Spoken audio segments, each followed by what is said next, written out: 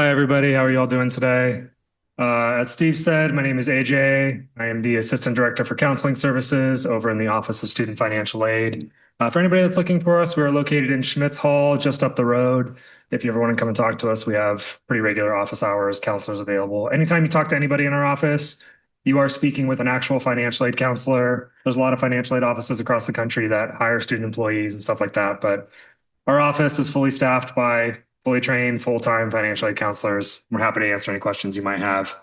Uh, Being a graduate program, one of the questions that we get a lot is, how the heck am I supposed to pay for all this? So that's kind of what this whole presentation is about. I have a relatively short presentation, and then it's just going to be open time for all of you to ask any questions you might have.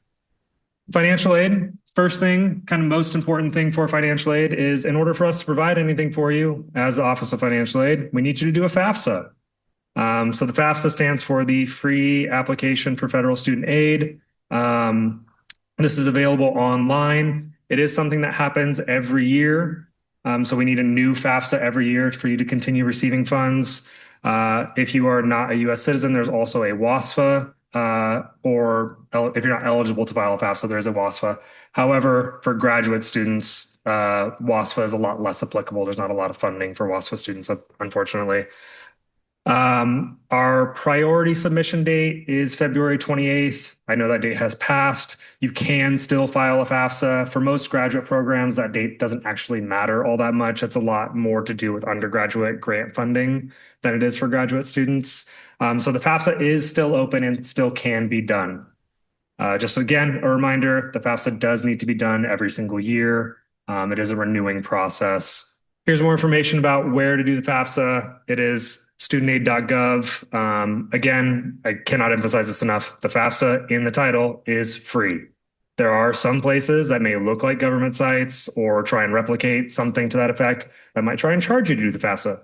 Please don't pay for the FAFSA. Free is in the title. You absolutely do not need to pay for it at any time. So now we're going to get into the actual funding part of this. Starting in the summer, the funding for graduate programs is changing pretty significantly. The tax bill that was recently passed by Congress, the OB3, had a lot of provisions in it that affected financial aid for college students, undergraduate and graduate alike. For graduate students, what that looks like is the main type of loan that you would see is called an unsubsidized Stafford loan. And there's a yearly limit on how much of that loan you're able to receive.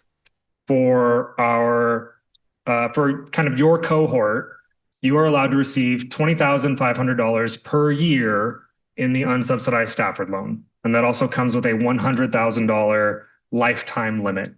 That lifetime limit does ignore any undergraduate borrowing that you may have had previously.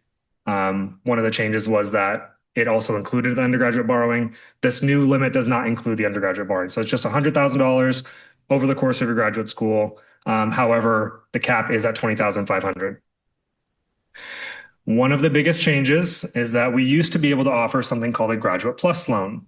So for most graduate programs, I think nearly all of them, the $20,500 isn't enough to cover everything.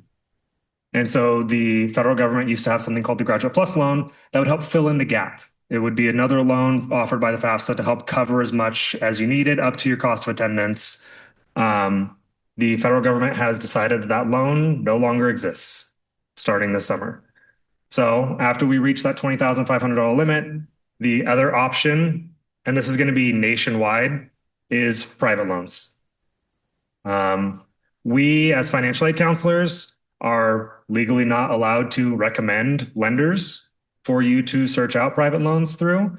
It's not very hard going through a Google search and looking at private lenders. It's kind of a lot of the big bank usual suspects that are kind of the big heads and ones really spearheading the private loan front. But that is going to be the means by which any funding over that $20,500 you need is going to be acquired, regardless of where you end up.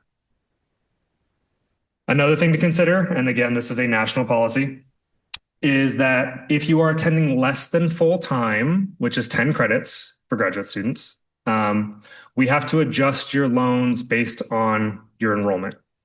So 10 credits being full time, if you enroll in 7 credits for a quarter, the amount of loan that you get for that quarter is reduced relative to your enrollment. So nice and easy, being 10 credits, being full time. If you're at 7 credits, you would get 70% of your normal loan allotment for that quarter. This is again one of these changes that happened in the recent legislation, the tax bill that passed last summer.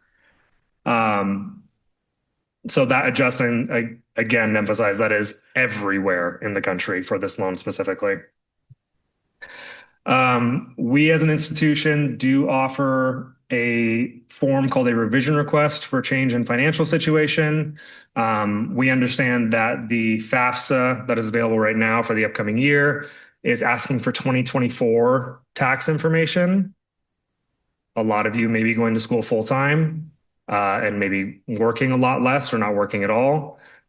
Your income information from 2024 may not be super pertinent to what your income is going to look like for the end of 2026 and beyond. We as an institution have the capability to adjust your FAFSA and make it more reflective of your current situation. So that way, the number that the FAFSA gives us, the student aid index that kind of represents your financial responsibility for paying for school, can be more reflective of your current situation. And it could open you up for things like work study funding, or if there are any need-based scholarship funds in the community or through the school or anything like that, that could potentially help you out with those. One thing that I want to drive out here, that's an important distinction that a lot of students don't really understand until they start going, is the difference between tuition and cost of attendance. Tuition is the charge from the university for the courses that you are enrolled in. That's your tuition charge. This is something you see on your student portal, something that you pay every quarter for taking the classes that you're taking.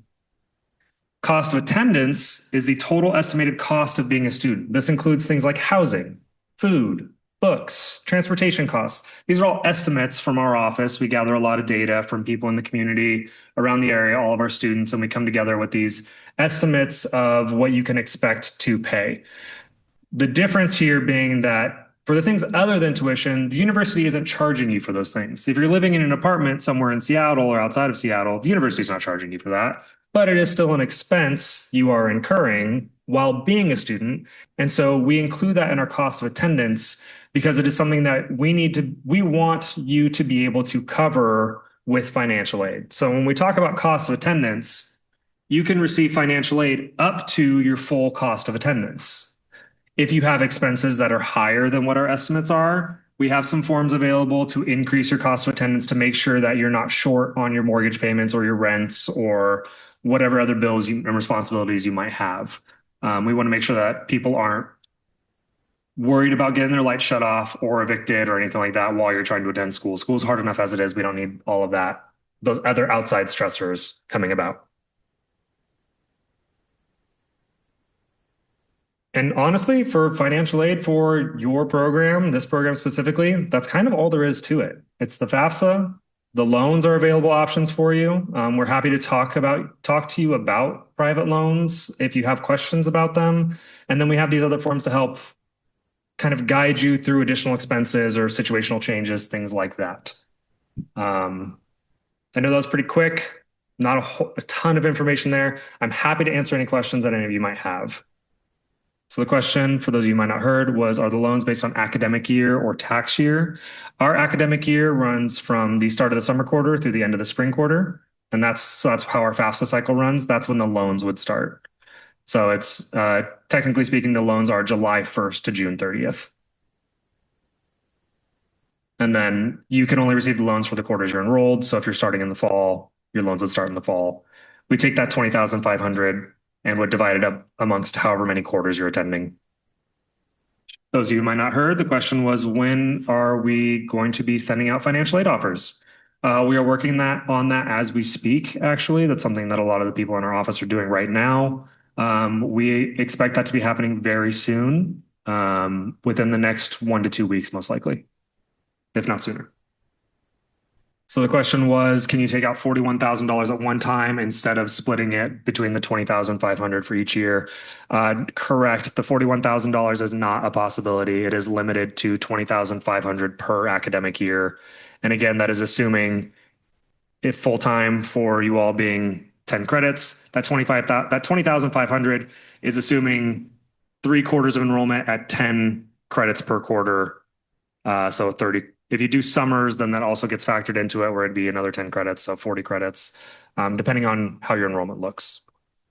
WASFA. So the question was regarding the WASFA and graduate students. Unfortunately, so what the WASFA is, it's the Washington State application for financial aid. It's for our undocumented students that have residency for Washington State. It is largely an undergraduate resource. WASFA students are not eligible for federal financial aid. And what that includes is student loans. The student loan programs are run by the Department of Education. So the WASFA students are ineligible for that.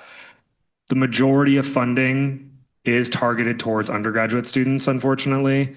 And so WASFA graduate students typically don't really receive much of anything, if anything at all. It can be a way for you to potentially receive work study funding if that's something that you're interested in. And if anybody has any questions about work study, I can answer those. But that would be basically it for this program with the WASFA, would just be work study funding. Work study is something where we don't necessarily make the arrangements. It's on your financial aid offer, you would see that you have a certain amount of work study funding available, and then it would be upon you to go and find an employer that gets organized with the work study office and kind of just gets the thumbs up saying that they can use work study funds. It effectively allows the government is going to pay part of your wages instead of the employer covering the full amount. So like the library, their budget may not allow them to employ 10 students part-time, but with work study funding, they can do that because the government is paying part of the wages. So it doesn't necessarily have to be anything in your program. There are a lot of graduate students who use work study to work directly in their program. That's something that you want to talk to the program about and see what kind of opportunities are available, whether it be in labs, just clerking at a front desk, or in a library or something like that. Yep. Thank you all for having me. I appreciate you all and hope you all have a great rest of your day.